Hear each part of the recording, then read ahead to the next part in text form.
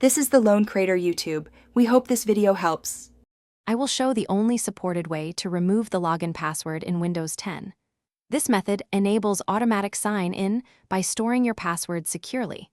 Make sure you understand the security trade-offs before proceeding today. If others can access your device physically, do not remove the password. Have a backup account with a password or enable disk encryption for safety.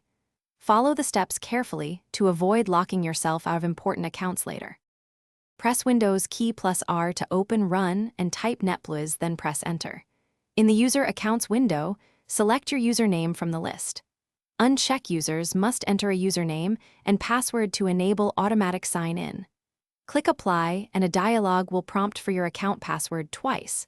Type the current password exactly and confirm twice to store credentials. Click OK to save changes and close all dialog boxes before restarting the computer to verify automatic sign-in.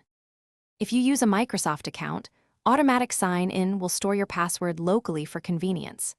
After enabling automatic sign-in, consider removing PINs or Windows Hello under Settings, then Accounts, then Sign-in Options. Keep BitLocker or device encryption enabled to protect your drive from physical theft. If you later decide to restore password protection, recheck users must enter a username and password in NetBlizz. Use a separate administrator account with a strong password as an emergency recovery option. Thanks for watching. Consider subscribing if we helped you.